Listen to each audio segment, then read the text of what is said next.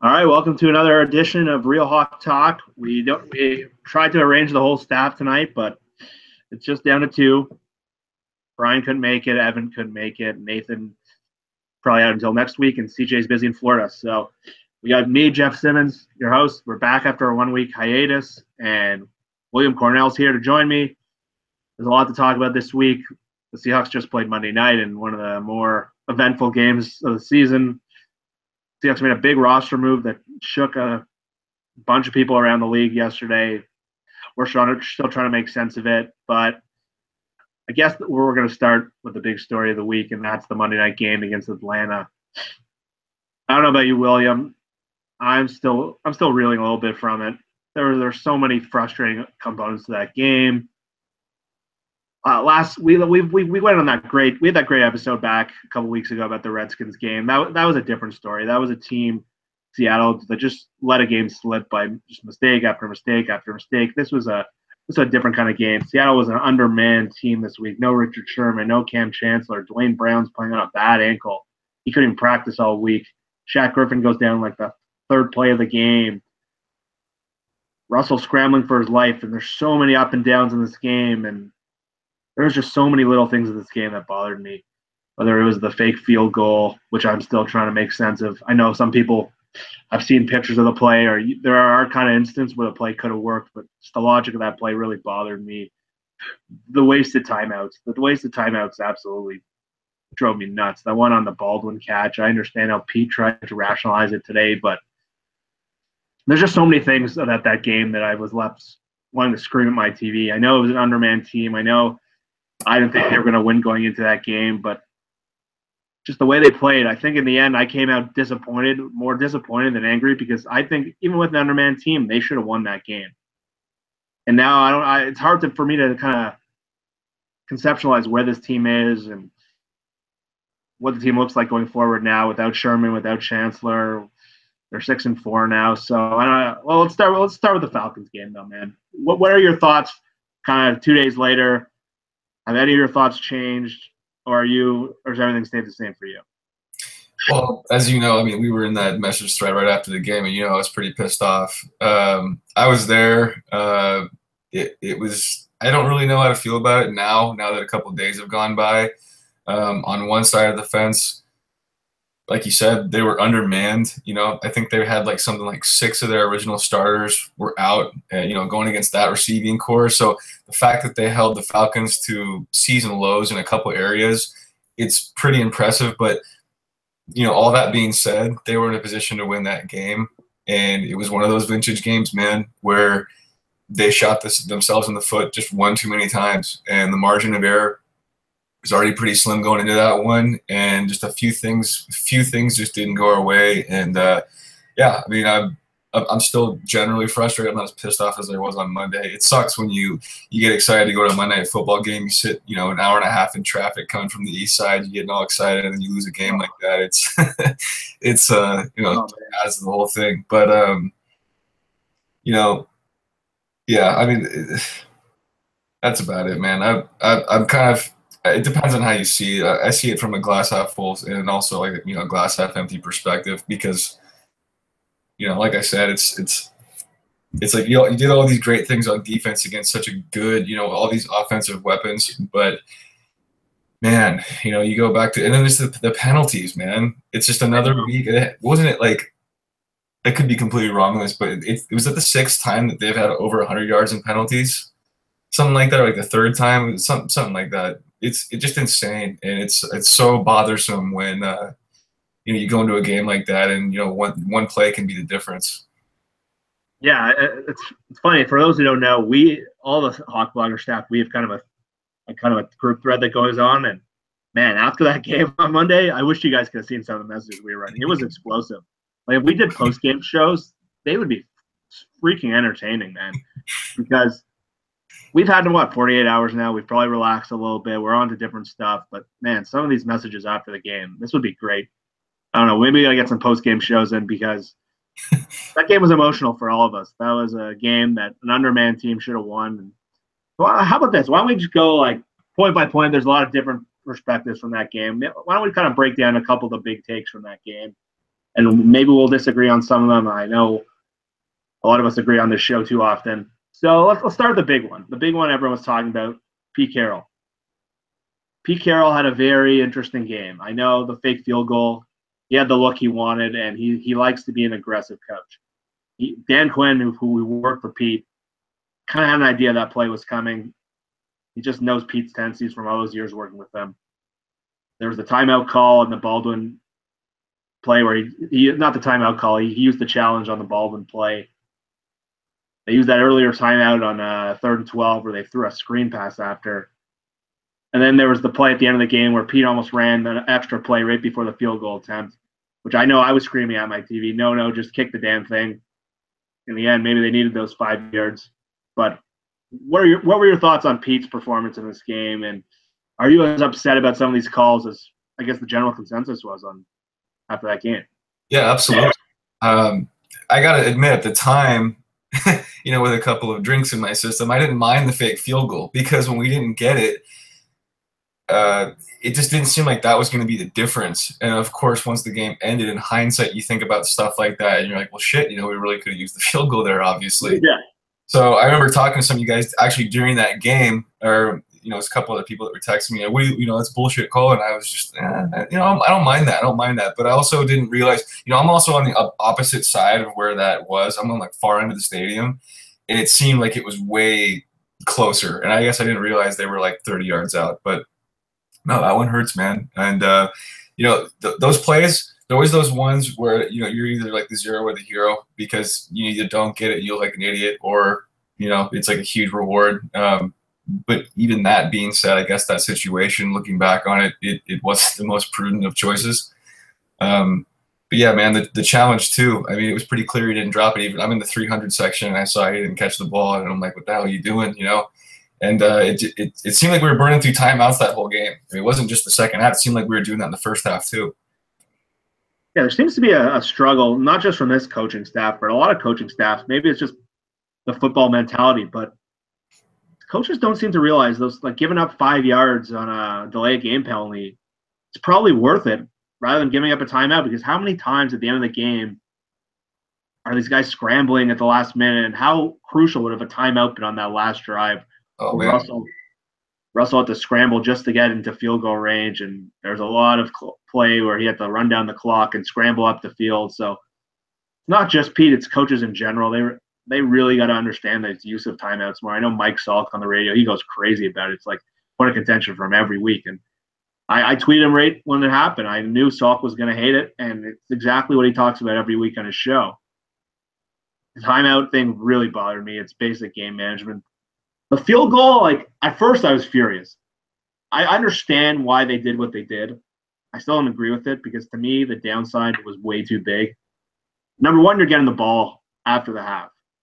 So to me, going down 4 when all that stuff happened with the bad interception from Russell, a terrible fumble play where Affetti just gets blown by, they gave up a lot of points that they probably didn't need to in that half. To go down 4 at the half, to me, would have been a really good situation considering all the injuries, considering Griffin got hurt, the terrible mistakes on offense.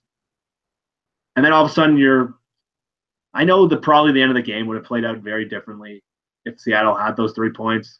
Atlanta is probably much more aggressive. They're probably different on 4th and 1 down near the end zone. They're probably different in that last 3 and out. But man, I just think Brian had a great line, and I don't know if you guys saw his article this week. To me, it was a perfect line where Pete tries to be, and it hit me perfectly. Pete tries to be over-aggressive, and he thinks he's taking control of the situation. I think Brian wrote, but he seems to oversteer and overthink the situation. I think this was a perfect example of that. I know, the advanced metrics say it wasn't that big of a play in the game, and that's probably true, but I just think basic football strategy right there should be 7 seconds left. I know you have a timeout. The downside of a play like that not working is so big. And to give up 3 points like that on a very makeable field goal in a game that I kind of figured was going to become a shootout based on the way Seattle's defense was struggling to cover the Atlanta receivers.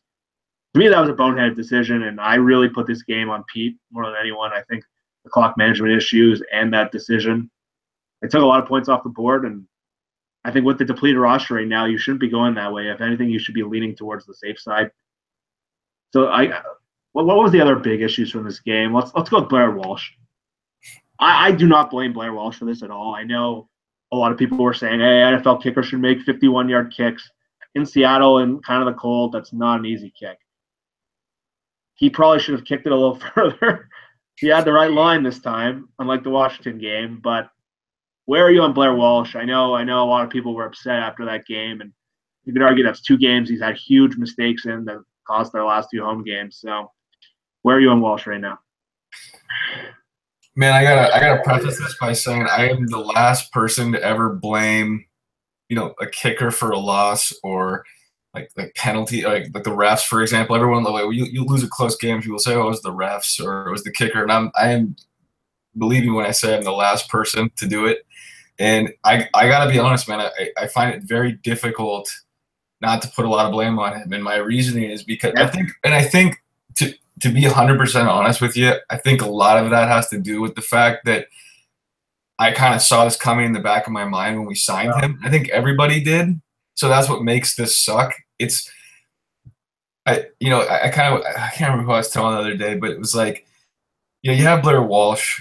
You got, it's like almost like a used car. At one point, it was like a really flashy new car. It was like one of the best that you could have around, Blair Walsh being one of the better kickers a couple of years ago in the league. And the car went through a really bad accident, and it's never been able to recover from this accident. And so, Pete Carroll went and bought the car anyway, said, oh, well, we'll be able to get past this. And the car's kind of screwed you now a couple times. Now, again, I don't know how much blame you want to put on losses with him, but it's frustrating when you could have kind of seen this coming.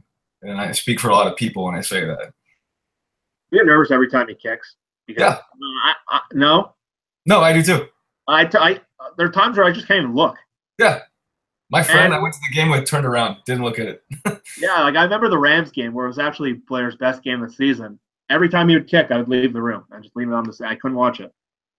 Yeah. And what they had in Stephen Hauschka, I know it's easy to say this in hindsight, and I know they need to shave money somewhere, but man, I know last year got away from him, but I wonder if us as fans really kind of undervalued just the contributions of Hauschka and how consistent he was and how difficult it is to kick those 50-yarders in Seattle. He was pretty damn good at it. I know he struggled with those low extra points, but man, you really miss a guy like Hauschka in the last 3 weeks maybe where the kickers had a big, big impact in 2 of the last 3 games. But I'm with you. I don't really want to blame the kicker per se. I did in the Washington game. I was all over him when we did the show that week.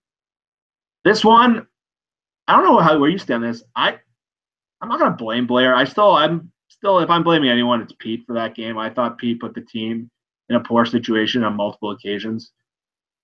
I don't know what you think, but I didn't think Russell managed the 2-minute drill very well. I know Russell played an incredible game. I want to preface it like that, but there's a lot of passes where he kept doing like a 4-yard pass over them. There was one, they got the first down. I think he ran for a big gain, and then he threw a 4-yard pass to Jimmy Graham over the middle. That ran a ton of time off the clock. And there was a pass to J.D. McKissick on the wide side of the field right towards the end of the drive. Then they got lucky with that injury. The Falcons went down, which forced them to use the timeout. And I thought Russell could have done that better. I don't want to blame Russell because if it wasn't for Russell, there's no chance they're even in this game. But I like to see him also get better at these late game situations. I know Russell played out of his mind, and I was debating with a buddy today who thought it was crazy that Wilson was in the MVP talk. I think he should definitely be in there. But what do you think of that 2-minute drill? You were at the game, so you probably had a different perspective than me from TV. No, I agree with you. And that was just to finish the what you were talking about with Blair Walsh. I agree that it's hard to blame it just on that. It was just a very frustrating cap to what was already very frustrating. Yeah. That's what I. It looked like it went right down the middle, right? Yeah. Well, from where I was, yeah. So yeah, I guess I should say I don't blame him for the loss because there were so many other things. There were, like I said, there was the penalties, there was the very questionable calls by Pete Carroll. There was also a couple, 3rd and longs that they got. What were they, like 9 for 12 on 3rd down? I mean, that stuff just get off the field, So it's hard to say that I blame him, but it was just an extremely frustrating cap to what was already a difficult and frustrating game. But going, to your point on the 2-minute warning, yeah, I agree. I mean, it just seemed like they When we first got that ball, I thought for sure this is going to be another fourth quarter comeback by Russell Wilson. I had no doubt in my mind. And it looked to be going that way because they seemed to be moving the ball at first. And then they started to shorten things up a bit. There was a couple really short 5-yard passes that kind of slowed that drive down. And then all of a sudden it was like, oh, well, here we go. We have 20 seconds left. We have 7 seconds. Shit. Now we're kicking a 52-yard with Blair Walsh. So, yeah, I agree, and I don't know what the reason is for that. I don't know if the Falcons just kind of, hunkered down and figured it out, and got tighter on defense or what. But I agree, and especially staying in balance on those few times, that kills you. Yeah, just overall a lack of situational awareness from the coaching staff needs to be better, and we've been pretty hard on the coaches this season, and to me. Pete was horrible in that game. Like I can't say that enough. I don't know if you guys all agree with me, but I'm a massive Pete Carroll fan. I need to preface that. I saw guys going on Twitter saying Pete is overrated. He's a nitwit. He doesn't know what he's doing. Oh, come on. This guy inherited one of the worst looking rosters. How many times did I watch your video before even meeting you? I love that video. Those 2000 Jim Mora teams were terrible. He got fired this week too. But man, Pete's done such an amazing job. But that's the worst game from start to finish to me he's coached in Seattle. I thought he played way too big of a role of losing it.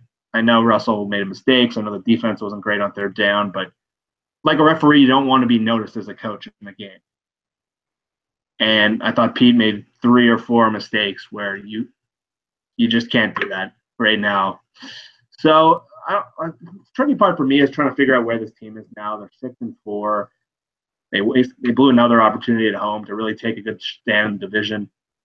But yeah, you mentioned it before. I think we need to touch on this. The third downs on defense are going to be a major issue to watch right now. They don't have Sherman, so Jeremy Lane had a rough game, man. I thought Jeremy Lane really struggled in coverage. I thought he was not tight. I was really satisfied with how Byron Maxwell played alternatively. But Bradley McDougald wasn't great in coverage. He had communication issues.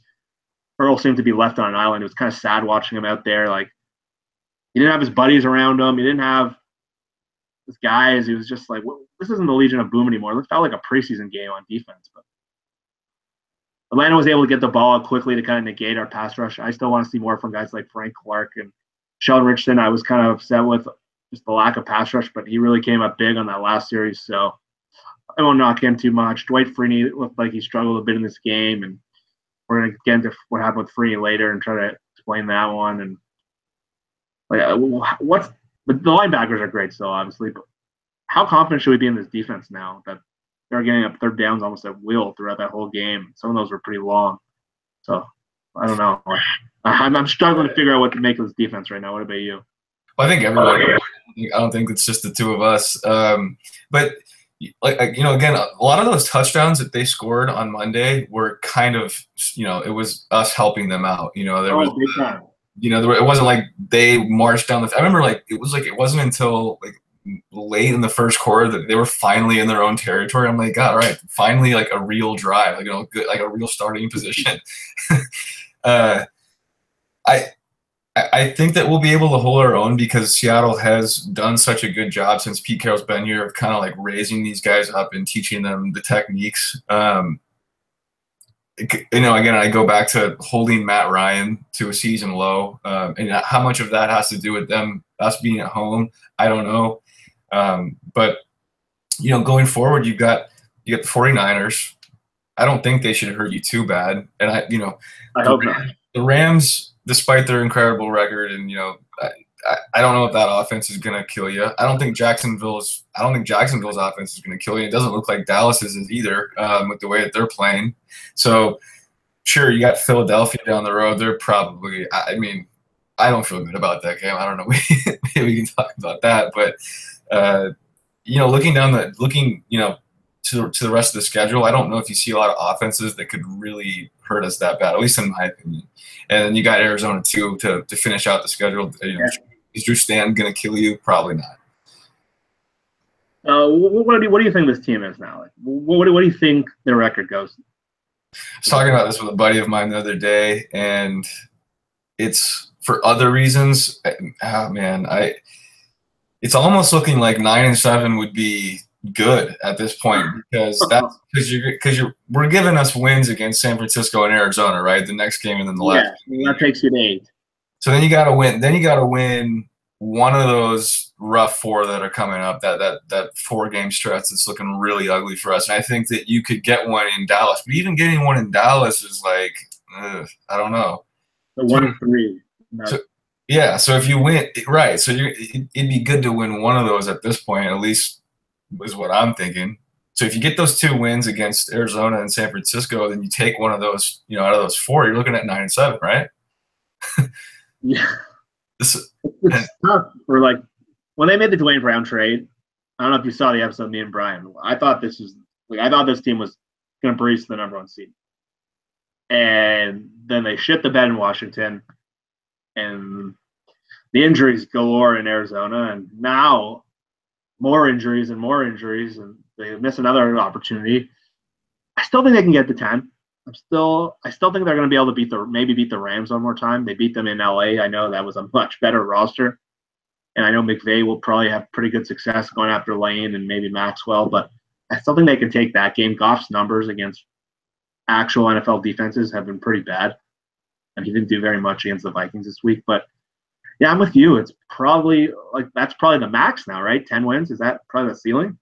I think so. But it's kind of sad. At the same time, it's like, Russell Wilson thrives in stuff like this, and when we're counted out, and I don't want to be like overbearingly optimistic, but this just seems like the most Russell Wilson-esque time for him to kind of rise up and carry the team. Now, I don't know. I'm not saying that's going to happen, but I wouldn't be shocked if we take 2 out of that 4 and then win the other 2, and you get to 10 wins, 11 wins, maybe, if you just totally light the world on fire. But I don't know, man. It's a long shot right now. I know I'm struggling. That's what hurt me so much on Monday. I'm just trying to not used to this team being outside of the playoffs, or for me, this year seemed like a Super Bowl season. They had the crazy depth they had the great quarterback. They had most of their guys healthy coming into the year, but man, without Sherman and Chancellor, they're just a shell of themselves in the secondary. It's going to be tough all year. But you're right, Russell. This is where you're going to learn a lot about Russell, because I don't know, this is probably the future of where the team's going to go. I know they're going to have a lot of ability to restock the team through the draft the next couple of years, but Pittsburgh, they went through this when their defense got old in the early years with Ben Roethlisberger. It's kind of similar point in his career. Brady had happened a bit earlier for him. I think around year 4 or 5. But this is kind of the point. I kind of thought this would more happen next year. I thought maybe that's why they traded that pick for Sheldon Richardson. Maybe they traded that pick for Dwayne Brown.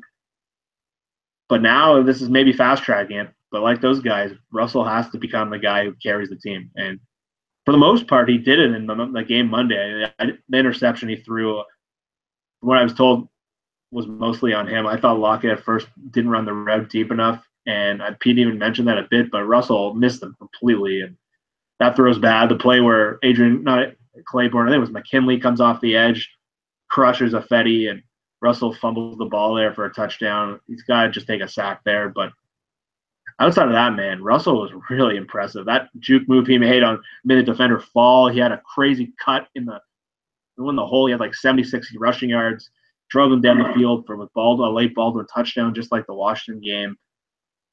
You saw glimpses of that guy we saw in 2015. I know our buddy Evan's been saying it. Maybe Wilson's going to go on one of those crazy runs like he did that year over the last 6 games. He was talking about running the table. I'm not going that far. I think you see signs every week now that when Wilson gets going in that no-huddle adversity mode, that's when he's his best. And they're going to make the playoffs, and they're still in this division race. We mentioned the Rams. They're still in there, but you're right. If there's anyone who needs to take over now, it's Russell.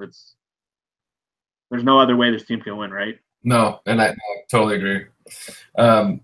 Yeah, man, they're certainly still in it. They're only, they're right there with the Rams. So it's not like the division's out of the question now. It's looking like that first seed and that the buys and the playoffs and home field advantage are looking like it looks right now like they've ruined those opportunities. But of course, anything's possible. I guess where I'm at right now with this team is nothing will surprise me one way or the other. If they explode and have this San Francisco game, coming up on Sunday as like a fix me game, and they seem to just figure it out and kind of get rolling from there and go on a win streak, wouldn't really. I mean, it would surprise me, but it wouldn't shock me given what we know about the guys on this team. If we go 9-7 or 8-8, that wouldn't shock me either. And I guess it's weird because this is like the first time that I'm feeling this with this team since probably 2011. I think I said that in our thread after that game on Monday just kind of felt like it was a 2011 game where there was glimpses, you had a shot, and you came up just short. And I don't know, man. It's going to go one way or the other, right? Yeah, I don't know. I'm not like, I know Nathan in our thread was saying the other day he came out of this game optimistic. Yeah. I have trouble with that view because I was just so upset. Maybe my expectations were wrong. Maybe he's more level-headed than me. Actually, he's definitely more level-headed than me. That's one of his best assets for sure if you read his stuff on the site and see his tweets. Yeah. But, man, like, that's an interesting point of view. Like, I wonder if there are people out there who just think, like, it was pretty great that they came back and they were in that game, and you saw some stuff from Mike Davis, who looked pretty good. The running game finally got going a bit. They got some juice. I don't care what the number said. I saw it. They really had some juice. Paul Richardson keeps looking great. The kick return game really was juiced up. Lockett was player of the week in special teams. He hadn't looked that good since the end of 2015. So there were some positives. Byron Maxwell, I guess. But anything else I'm missing? Like, is there anything else to be optimistic about other than maybe Russell or Jimmy's red zone production? I don't know. I think you hit them all, and just I think the defense, all things considered, actually played a pretty good game. And it just depends on how you're either glass half full or glass half empty, and you could totally make good arguments for both sides after a game like that. And I don't know, man. I was pretty pissed off about it. I think we all were. Well, I know we all were immediately after. Tuesday morning, I read the morning after, the one that Brian always writes, right after the game. And it kind of dawned on, because he was talking about his wife and how she kind of gave up on the Blazers after, after they lost. And it was kind of like, why care anymore? Because you'll always be disappointed, and you're protecting yourself in the sense. Yeah.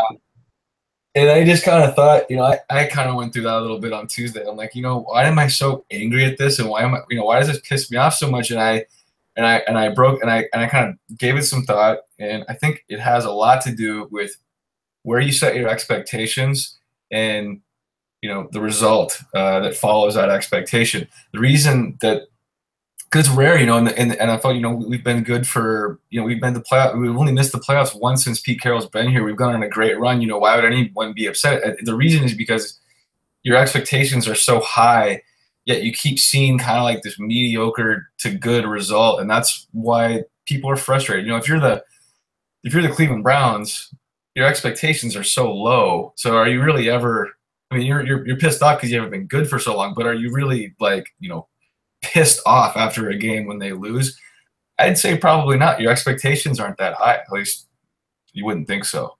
But no, there's nothing worse than having all these high expectations for your team. You think you're going to win. You think you're Super Bowl bound, just like we thought right after, right before that Redskins game, right after that Texans game, and all these things have kind of happened since then, and so it totally crushes those expectations and those hopes that you're gonna go somewhere with it. So that's what I think it really boils down to, because in 2011, in 2010, we were all totally, no one cared that we lost to Chicago in 2010 after that Saints game, because our expectations were already pretty low. You was like a 4-win team the year before, and then you went to the playoffs even when you were 7-9, and then you beat the Saints. So it was like, totally, even if we get killed by the Bears next week, I'm totally satisfied with this just because of the expectations. So that's kind of where I'm at. And since the Redskins game, I think I speak for a lot of people. My expectations have kind of just gotten lowered a bit. And so I think from here on out, I'm not going to be totally bummed out or pissed off,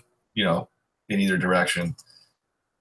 Yeah, I think that's normal. I think as fans, that's what kind of makes sports fun. And I kind of wish, football didn't dictate so much of my demeanor the day after or 2 days after games. Like when they win, like I'm just pumped up all Sunday night, like watching highlights. I'm watching the game. Monday's great. I'm ready for the next week. And then this week and the Redskins game, like I had to like avoid football like entirely. I had to like stay off the grid. I wish I was a little better at that. I know a lot of, but that's the fun part. If you're not like that, it's like watching a Browns Texans game. You're just it's there in the background. It's fun to watch, but at the end of the day, I don't care. So it makes following this team especially. But I think that's what I've been struggling with, and I'm probably an overreaction. I know this happens a lot, but these last couple of weeks just have made me think about that New England Super Bowl and are these guys gonna like when they lost that game? I thought like I was obviously so upset about that game. This is just a big picture kind of thought for me, and I just thought this team's gonna get back to the Super Bowl. They have so much talent. They got a great second year, third year quarterback. The defense is gonna be great. And now where things are starting to transition into a new era of where you're not going to have maybe all these superstars on defense. Some of them are getting old and they're getting battered and they're unable to stay healthy anymore. Like, is this team only going to win one Super Bowl? And that's not such a bad thing. I know it's look Green Bay. They've had Aaron Rodgers, maybe the best quarterback ever. They've only won one Super Bowl, but like, man, I really thought this was a team that could win 3, 4, 5 Super Bowls. So that's probably an overreaction. I hate that crossed my mind. It's probably dumb to even think about, but these last 2 home losses with Washington where the team just looks mediocre in so many levels, that's hard for me right now. I'm still adjusting to that. I'm still not used to it. I'm not ready for it. But again, it happened to Pittsburgh. They had down years where they even got Ben Roethlisberger. It happened to New England, not much, but they had a couple bad years where they weren't a dominant team. I remember Baltimore whooped them pretty bad in the playoffs one year. Ray Rice had like an 80-yard touchdown, like the first play of the game. So unfortunately, this is a natural progression for football teams that relied on older defensive players. They get hurt. Seattle's been pretty good at replenishing the team so far. You got Jaron Reed looks really good. Frank Clark is going to be there for a while. Naz Jones. Delano Hill looks like a potential player. There's a lot of guys still hanging around, but man, I hope this isn't this where it's Green Bay where it's so hard to get back. But man, I think that's the fun of these next 6 games. I think I'm going to approach it differently. Maybe just kind of watch what they become, see how far Russell can take them. Because you're right, as bad as things have looked, there's still a lot still in front of them. They have a bunch of home games left. They have a bunch of division games which we think should go their way. But yeah, that's kind of where I'm at. I don't know how everyone else feels. It's everyone's dealing with this in their own way. I think it's totally fair if you would come out of that game. If you would have told me going into that game they would lose 34-31, I'd be like, that's pretty good considering. But just the way it happened, that's what made it so difficult. Yeah, and I'll just add, nothing wrong at all with having that thought cross your mind because I literally just had this conversation. Yeah. for this, yeah. And because it's been all these years and we're still talking about it because nothing has seemed to go right ever since that play. And if they would have succeeded on that play and won that Super Bowl, I think none of this would be as bad. I mean, maybe that's like an obvious thing to say, but if you repeat and you're officially a dynasty, it's like, and then you have what we have now, you kind of think, well, this is fine. You won 2, you're a freaking dynasty. It's fine. It's all, but it is, I think the reason this is so difficult is because of that. Because that's what you lost. That's well said. Yeah, it's funny you say that because I just had this conversation. Well, that's what's the frustrating part is like we keep holding on and you keep waiting for that second half surge that they had that year in 2014 because they're never going to be what they were in 2013 again. That was one of the best rosters assembled maybe the last 30 years.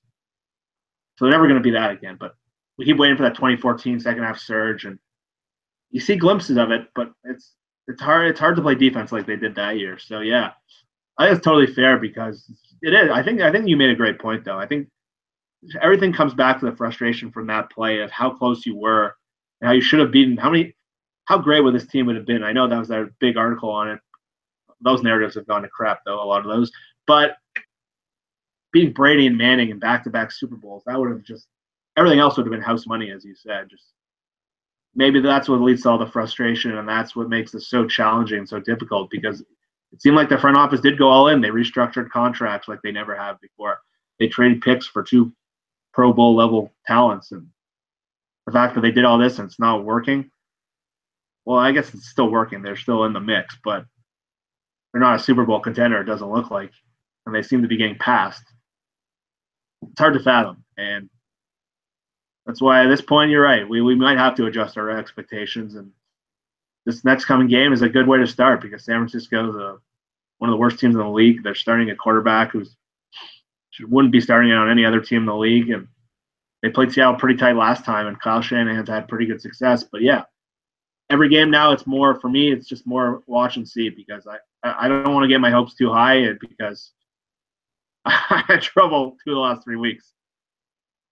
Yeah, and kind of going back to what you said about, how we feel as a fan base given what's happened, and it's really kind of an interesting spot to be in because on one hand, are we really happy that Pete Carroll came here and won a Super Bowl in his first, it only took him a couple of years to rebuild the team and he won immediately. This is a team that had never, we only had one taste of a Super Bowl. Of course, that's a whole different story. But this guy came here as an epically successful college head coach, and within 4 years won a Super Bowl. Are we more grateful for that, or are we more upset as a fan base that we didn't get more? So that's kind of like a weird thing. Yeah, that's kind of where I'm struggling with, right? Because it's so hard to win a Super Bowl, and it's the run of drafting they had from 2010 to 2012 was unprecedented. You'll never – maybe those old Dallas Cowboy drafts in the early 90s were like that, but yeah, it's hard. It's hard when you're looking at the big picture, it's kind of hard to be upset with where Pete is.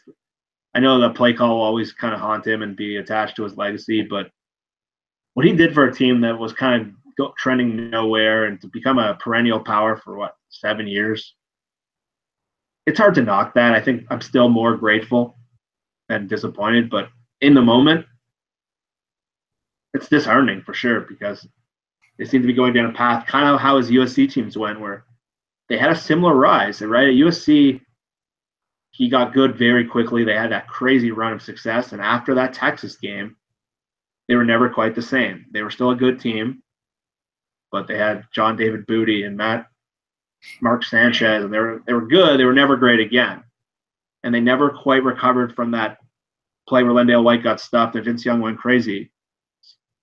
It's been a very similar run in Seattle, and kind of fizzled out after a while. And they're kind of the one hope we have here that he didn't have there is Russell Wilson, because I think it was Brian who tweeted this today. The window's not going to be closed when you have a franchise quarterback. So that's why I think you mentioned it before, and why Russell's play is going to be so closely watched by Seattle fans. He's the one thing that can keep this thing alive, more than Pete, because he's going to be here longer than Pete. He's going to be here maybe longer than John. So he really becomes the face of the franchise, the identity of the franchise. So it's going to be interesting to see if they start building around him rather than trying to complement him, right? Yeah, I think it's great that you mentioned the parallels between his time at USC and Seattle, because they are almost like eerily similar. It's crazy. And you just kind of hope that he's able to break that. But yeah, about Russell Wilson, yeah, man, it's hard to see him not. I mean, he has to be the one to carry the team now. That's kind of, and when we were talking about, I think it was like Monday during the day, we were talking and we were saying, what's it going to take for this team to win? And, it's going to have to be our offense. And I think that's the way it's going to have to be going forward. And we see that it's possible. I mean, we always talk about 2015. It's obviously possible. We've seen it before, but man, if we can't get it going on offense and Russell Wilson isn't able to carry it, it's I think we're going to see a lot of the contending, or not, sorry, the competing. You're always kind of there. You're a playoff team. You're not actually contending. Almost like the Saints after their Super Bowl run. You mentioned the Packers, the Lions every now and then in recent years. They're always winning games. Are they really a Super Bowl contender? Nah, not really. So I don't want to take that level. No, but yeah, I think this was it's a smart big picture discussion. I think it's a lot of fans are probably going through this in different ways. They're handling it. There's obviously the guys who are positive. There's the guys who are bitter and negative, and they want to be scream and yell at everyone. And they want to trade everyone. But I think this is why we have this show, so we could kind of give you that level-headed talk. We don't yell at each other too much. We we probably agree more than most podcasts do, and we seem to be pretty level-headed with our thoughts. But so let's try to look at more of like the current roster. How about this? Dwight Freeney. Let's try to break this one down, because when I saw this yesterday, I couldn't understand it at all. Freeney gets cut out of nowhere. He's appeared to be pretty getting along with everyone pretty well. He seemed to be like as happy as he's been in a long time. Great influence in the locker room. Hasn't been as productive as he was in that game against all those backup offensive linemen in Washington. I don't know if that played a factor, but when I saw that yesterday, I was totally taken back. I know we were trying to make sense of it. Even the beat writers, if you follow any of the beat writers today, they are barely making sense of it. Pete's answer didn't give much at his press conference today. And even he sent out a tweet, Freeney, where he's like, I don't understand what happened. Can you try to make sense of it? Because I'm still working backwards. I haven't been able to figure it out yet. Well, there has to be a corresponding move, right? There has to be, because and it could be any number of things. I've put theories together that maybe Malik's ready to go and they're making room, but he's already. I don't know. I feel like maybe. Yeah, I guess I can't make sense of it either. Maybe Cliff is, gonna. I don't know. No, I think Cliff's out. Cliff's out of this thing. He's got a neck. That's not going to get better anytime. I'm not even going to begin to kind of try to put theories together. I've got them in my head, but none that are really worth putting out. So I read a couple of the beat writers who were trying to break it down. This is what they said, and they're doing their best. I'm sure they've talked to a bunch of people upstairs in the building. So some of the reasons were that David Moore, who was added to the roster, one of the parts was David Moore, who was one of the Seattle's draft picks late in the draft. Another team was trying to sign him, and he was going to leave off the practice squad, so they need to create a roster spot. That's part of the equation. For me, I don't understand why Freeney would have been the guy. There's Quentin Jefferson would have been a more logical cut. Sure, he could have found that linebacker, Forrest, who took that terrible penalty on the last drive. I know they need a linebacker right now, but Will Hoyd's down, so that's a guy you could have cut. So there must be deeper issues. I don't know if it's cap related or maybe they want to give Dion Jordan more time and they don't want to carry Freeney if he's going to be a backup rusher because they need the special team spots.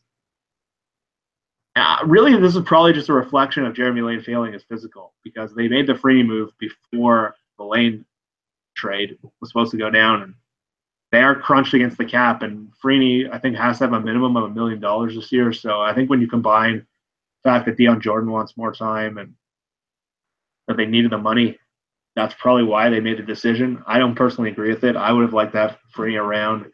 I think it's kind of sends a bad message to players around the league that he really wanted to come here. He was happy to be here, and they released him like 3 games later. From a non-performance standpoint, that's pretty tough for me to sell. But I understand at the point where they want to get Dion Jordan rushing from that side more frequently. Jordan's looked really, really good. And if you're going to be positive about something, he's been really good in run defense. He's been getting pass rush moves. So I understand that, but I don't know why you'd keep Quentin Jefferson unless it's a real cap issue. Or maybe they just want to develop Quentin Jefferson a little more. And maybe they figure they're 6-4. They're probably not going to the Super Bowl. Why do we need this 37-year-old? I don't know. That's kind of what all the beat writers were saying. I still can't really make sense of it. I would have kept Freeney around, no doubt. But this is where we need someone like Evan to break down the cap situation. That's not – I understand, but they have $250,000 of cap space or something, and they got a bunch of injuries, so I understand why they need moves. But the fact that they just brought up David Moore, that wasn't able to compute for me, so I struggle with that one.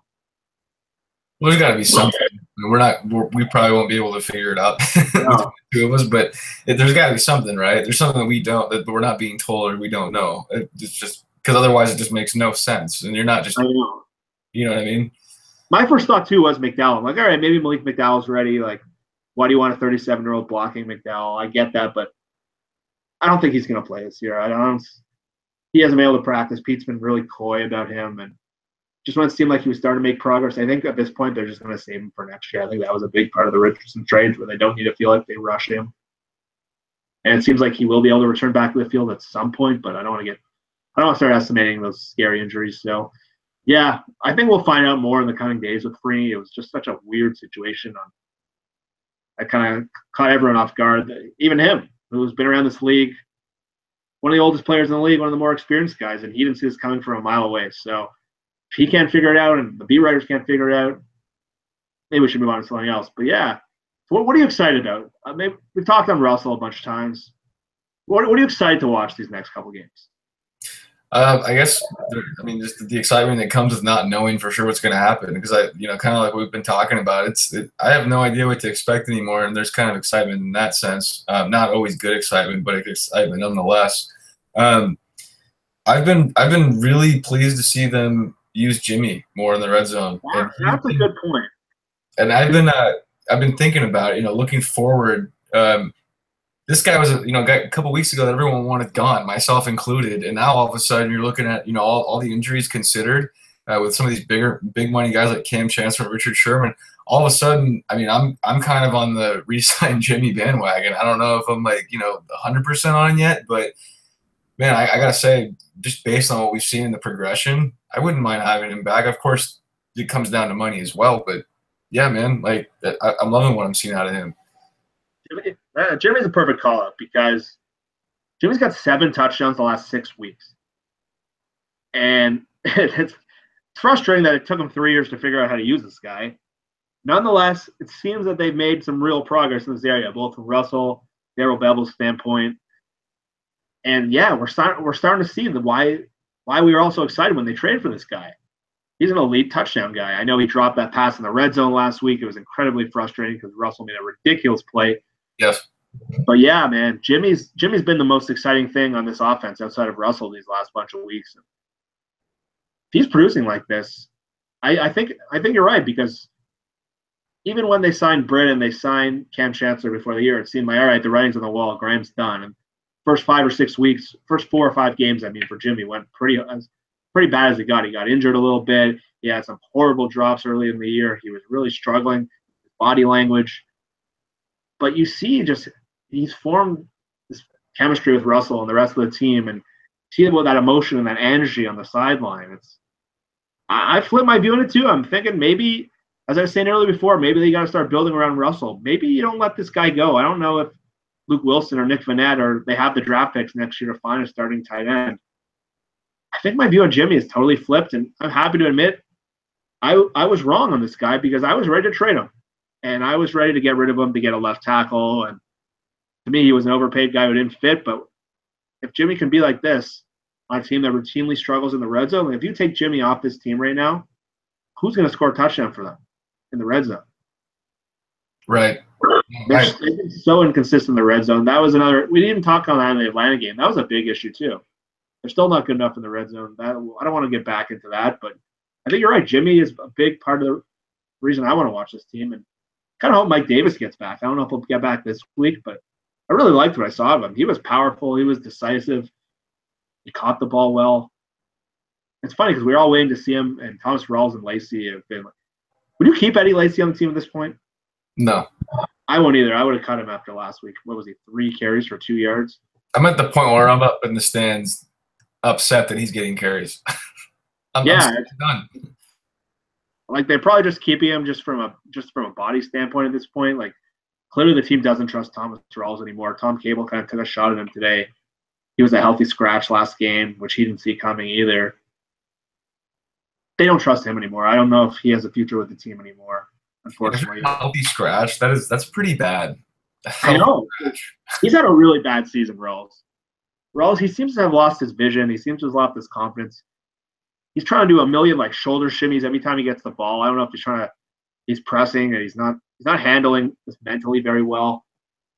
Guys, when Thomas Rawls was rolling, he was decisive. He was quick. In that playoff game against Detroit last year, he was very one cut and go, and he's lost that. He's got this now Christian Michael thing of every run is trying to be a big home run hit, and that's not his game. And his game is to wear people down physically. And the coaching staff doesn't trust them. It's clear with their comments. It's clear with their motions, and that's been one of the bigger disappointments of the year for sure. So Mike Davis is the first guy since Carson went out who's really provided some juice back there. So I don't know if we'll see him this week. Groins are really tough for running backs. So that could be a 3-week injury, but I'm kind of hoping we see more of him. He was a lot of fun, and when he knocked over Ken O'Neill like that really jacked me up. And I don't know what. Great to see, because we haven't seen that in a long time, man. The run game is. I would cut Eddie Lacy. I'm done with the guy. Just admit the mistake. They've done so many other occasions. I don't know why the coaching staff keeps coming back to him. Maybe they're trying to resuscitate the Lacey from Green Bay or Alabama, but he's just got no juice left. No, he can't run. He can't gain like the 1 yard on 2nd and 1 or 3rd and 1.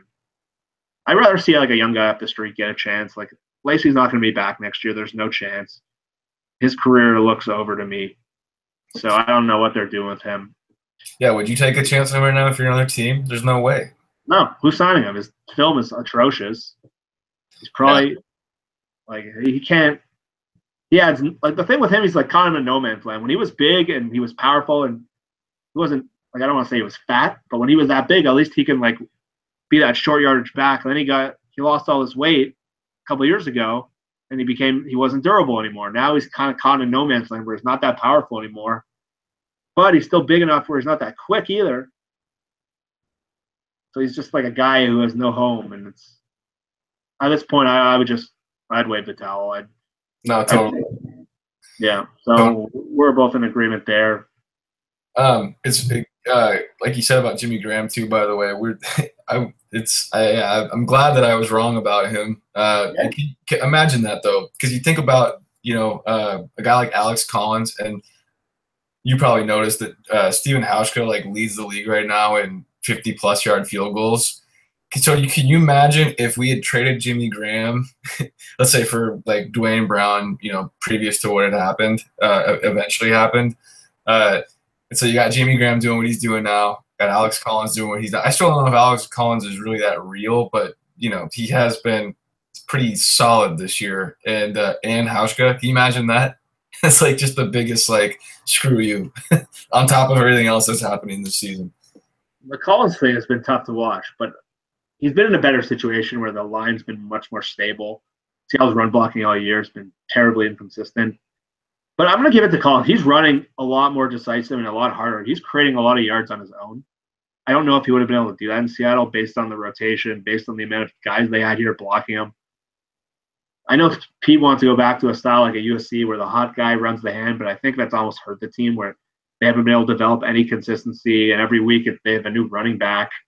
So I don't know if Collins would have ever got that chance last year, but he's really done a good job. So you're right. If you had Graham to that mix, you got 3 guys around the league dominating, John Schneider's team would not have. And it's just tough with Lacey because if you had that $4 million used elsewhere, like that could bring back Stephen Hauschka right there instead of Walsh. Like that could have got you TJ Lang. That signing on a number of levels is so frustrating, and I don't know why they keep rolling it out and why they're force feeding it, because that's not. They're all about competition. Maybe he looks great in practice every week, but his performance on the field all year, what's he averaging? I think he's averaging 18 yards a game. I was talking to a buddy about this. It's so bad. Had one game over 30 yards. Like I can't think of any impactful plays other than that like screen pass he ran down the field early in the year. So I don't know. I don't want to spend too much time on Lacey. He's such an irrelevant part of the team right now. I'll just come out right and say it. I want a high-profile back drafted next year. I want a guy like early on. This is completely biased, but my guy Royce Freeman's coming out of Oregon next year. He's supposed to be around. I want a freaking high-profile back, dude. I want one next year on this roster, and then hopefully you get some, something out between whoever you get and Chris Carson. Hopefully you can totally turn this around, and hopefully, ideally with the remainder of this year, get some continuity on the O-line. But I want a high-profile back, man. Oh man, they could have taken Dalvin Cook too when they took McDowell. Yeah, I don't think they would have taken a running back at that point, but that would have been fun. Royce Freeman would be a fun one. You think Carson's like your every down back next year, or are you not sold? Like, is he another Rawls situation, or? See, that's kind of what I'm thinking. It seems Rawlsy to me. This is kind of like what we had with. It was like, oh, this guy's explosive. Like kind of like a similar injury too, like where it's like a serious like break. And I think Rawls was an ankle, and Chris Carson with the leg. But it seems like a Rawls like situation. So I'm pumping the brakes. That's why I say if you do get some sort of high, prolific college, running back, you use that and then hopefully get something out of between him and Carson. But who really knows, man? No, I think that's why Mike Davis to me is so intriguing, because Rawls isn't going to be back, I don't think, next year. Lacey's not going to be back next year. McKissick is fine in his role. Like I like McKissick as a player. He's been actually probably their most productive back this year, but he's not a starting running back. So another one who's got a shot to like kind of fill that role is with some sort of future potential is Mike Davis, and that's why he's the guy I'm excited for. I think Carson. I'm with you. Like I really like Carson as a player, but I don't want to go in just assuming like they did last year, that assuming that okay, Rawls will come over, he'll take over. He was great in 2015. I think they need more competition and they need young competition. They don't need a guy like Lacey or CJ Procise is still around, but you can't count on him at all. Anything you get from him is just cherry on top. But yeah, man, I want to see another runner too. I want to see a high profile guy. I don't know if it's gonna be interesting because they don't have their second and third round pick next year. How they approach their draft. They're gonna have a bunch of needs in the secondary, up front on defense. Obviously, O-line every year is a need, but yeah, like how much better would this team be with a great running back? Right.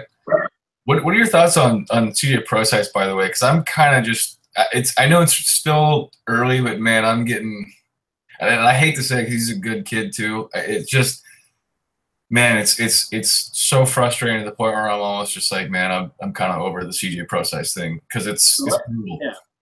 The way I look at it is now is you can't expect him to do anything. Yep. And you have to plan just assuming that he's almost like a 6th rounder trying to make the team. And he's still in the 3rd year of his 4-year rookie contract, so he's still got 2 years of control. And he's got to make the team, and if he earns a spot on the team, good. And if not, yeah. I think like anything you get from him now is house money, and I wouldn't expect anything because when a guy can't stay on the field, it's the worst thing you can do in football. And the worst part about running backs is these are the most important years for running backs, these first 4 years, because running backs, they age worse than any other position, and when they're productive, it's usually the first 4 years when they're fresh. So maybe CJ will be fresh the next 2 years, but I'm not counting on him at all. I know they've been hoping for him, that 3rd down back, but to me, anything you get from him, I'm not cutting him. I think that'd be crazy. You still got him for 2 cheap years. I'm making him earn his spot on the team, and I'm signing guys to potentially replace him. And if he beats them, great. If he stays healthy, great. But for now, you can't count on him. Yeah, it's really interesting too because he's such a playmaker. He's a freak out. And when we saw that, not only when he was at Notre Dame, the guy played like 5 positions at Notre Dame, and then he came here, had some like really really exciting games as a rookie. It's just it's a shame, man, because it could really use it right now. That's for sure. Yeah, and that's the kind of running back the NFL's trying to transition to. And you saw in that New England game last year, he was the best player in the field. Oh yeah. And he was on like they couldn't. He destroyed them, and that's why I imagine the team was so excited to have him back this year. And the fact that he just keeps with that heart injury luck. I'm trying to think of another running back who's maybe gone through that the first couple of years and figured it out, but nothing is jumping to mind right now. Most guys who struggle with injuries at running back kind of fizzle out. I am still hoping for him because I like him so much as a player, but durability is so important for a running back, and you see it across Seattle's roster. They've had such durability issues since Marshawn has left. They can't get any stability. So, man, the injury luck this year's been messed up. Like, Shaq Griffin goes down the 3rd play of the game with a concussion. Like, they got nothing in terms of luck right now. It just seemed like I kind of just like theorizing this in my head. It just seems like this is kind of going back a ways in our discussion, but it just seems like Pete Carroll at both USC and Seattle had a meeting with the football gods and said, give me a great run with a Super Bowl win. And then they said, all right, we're going to give you that, but we're going to curse you from there on out. And it just seemed like the injuries to Davis and Shaq, like early on in that game, were just the cherry on top. F you. Oh, look, they have hope with this great rookie corner, and here's this new fresh running back that they have who actually doing pretty well from injure him. It's just what it seemed like. It's just like someone's playing with us at this point. It's so funny you said that because I wrote to my buddy who's like a diehard Seahawks fan. We're cursed, huge letters. And that's exactly how it's felt. The Sherman, the Chancellor play on like a totally non-innocent totally innocent play. Like, have all these guys keep going down. It's like it's almost laughable at this point when Mike Davis, right after a huge run, you see him with that towel over his head crying. Like, he's like the one glimmer of hope at running back, and he's down within minutes. And Shaq Griffin, like the guy we're all so excited to watch now that Sherman's out, see how he holds up. Doesn't even last 3 plays. Like, you're right. It's almost laughable. Like, it was just the biggest FU at that point. I hadn't even gotten my seats yet. I was still getting into the stadium, and as I'm walking up the stairs, I look on the big screen. It's Shaq Griffin down, and he's not getting. I'm just like, well, this is great. It's like first thing I'm seeing as I'm entering the stadium. It's just like, well, this is a good start. Just unreal, man. Yeah. So we've been going for an hour now. We covered the Falcons game pretty well. I think what's made this show so interesting is like the big picture stuff we've been able to look at. So we don't want to spend too much time. Keep going about this. We've covered a lot of different angles here. San Francisco game. We'll hit on this quickly. What's the one thing you really want to see in this game? And I would just like to see. Well, I want to see a blowout. I want to see Russell Wilson. That'd be nice. Yeah, I mean that's the obvious answer. Maybe the less obvious answer is I just want to see a clean game. I want to see a clean game without penalties. I'll take a 10, 14 point win. Just give me a clean game. I want to see a disciplined game. And I know Pete Carroll said it, in one of his press conferences this week. Well, we weren't playing undisciplined. Well, yeah, you are. You kind of are though. I'd like to see a clean game. That's my answer. For me, I'm getting tired of this. It's not the. I said before, I'm a massive Pete supporter. Not last game. Last game I thought he was atrocious, but I hate it's not how you start, it's how you finish thing. Why can't they just have a good start for once? This week they gave up that terrible interception. They had the fumble for a touchdown. Like, why don't you try to start well? Why don't you try to start well, see what it does in the fourth quarter, that you're not chasing from behind, Russell not having to scramble around. I want to see a really, really crisp, really good start. And I can't think of any game in a long time where they have had that, other than maybe like Super Bowl 48. Because every game is a struggle to start, and they throw that terrible interception, and I don't know. I'm sick of the Pete, that one model from Pete. I think it's definitely how you start.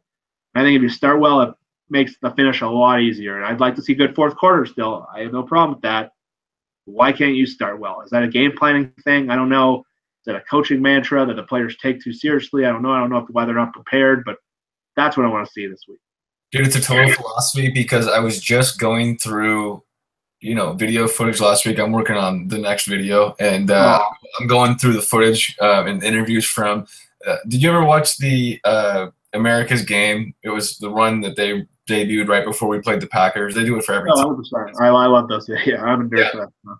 And in there, he says, I almost took a clip of it and tweeted it because it's so frustrating to hear. He goes, people say you gotta start, you gotta start early. I think that's a bunch of bunk. You don't have to start early. It's about how you finish. And I just watched that now, and it's like, man, that's really frustrating to hear. That means you're really, really like into being that way, and it's frustrating because that was back when we actually were starting well. I mean, 2012 is like the last year I can remember. We were actually like there was a few games that season we were actually starting pretty well to start. And just you're right. Ever since the Super Bowl 48, it doesn't really seem like we've been able to do that. So I guess it's knowing what we know now. It's very frustrating to see that looking back. Like, I understand what he's saying with the logic, but I think it's gone too far. And every week they're asking Russell to have these crazy fourth quarter comebacks, and it's great that he's capable of doing it. It's great the defense gets their turnovers more, but. Yeah, I remember that clip very well. I've seen that video of America's game multiple times, and I don't think it is a lot of fun. I think if you step on a team's throat early, you can get them out like you did with Denver that one game. They were by the second quarter, they were done. And then I'm not asking them to do it that they did that game. That team again was a freakish bunch of players that we'll probably never see again. But I just want to see them start well. And that's all I want to see. And I know I want to see a finish too. Maybe that's too much to ask, but I just want to see a crisp start. And even, the penalties. We didn't get into the penalties too much today. Like the fact that they took a holding penalty on that last return, that is so infuriating. There is no reason for that.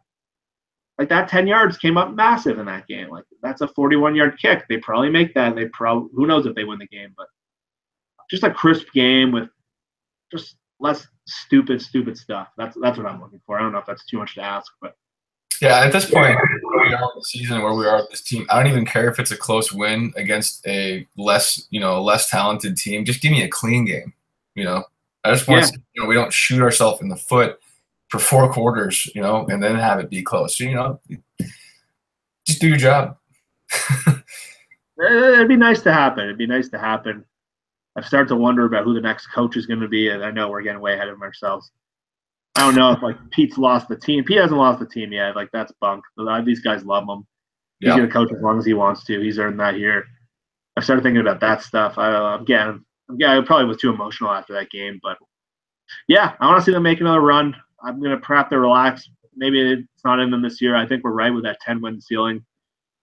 But yeah, I don't really care about if they win or lose against San Francisco. I just want to see some like overall progress. If they lose, they'll probably end up being pretty mad about it. But right now, I just want to see hope.